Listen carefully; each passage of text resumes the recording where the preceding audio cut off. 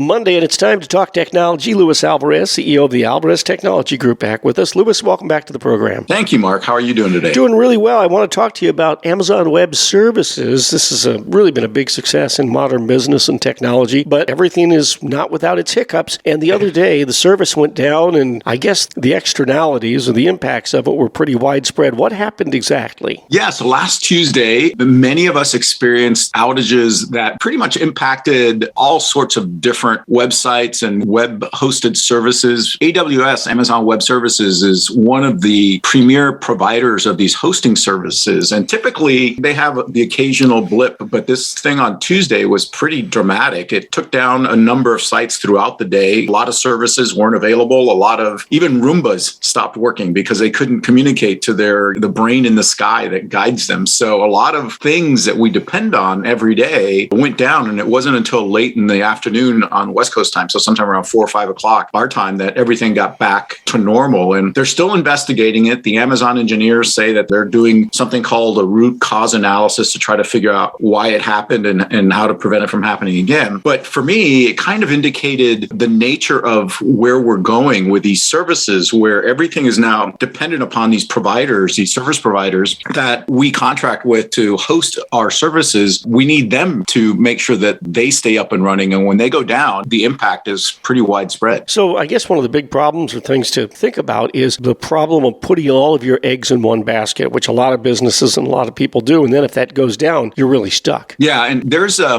growing group of people that are talking about being able to use multiple platforms, basically making sure that if AWS goes down, it defaults to Google instead of to AWS, some other section of it. And if you have Google go down, then maybe you use Microsoft Azure or HPE's web services or Oracle's web services, because there's a number of providers. They're in different data centers and do things completely differently. So if you had some way to default or fall back to one of these other providers, you wouldn't have all your eggs in one basket. But we're not there yet and might not be there for a while. Luis Alvarez, CEO of the Alvarez Technology Group, has been our guest online at alvareztg.com, at AlvarezTG. That's the Twitter handle. And Luis, the toll-free number for the I-Team. Give us a call at 866-78-I-Team. That's 866-784-8326.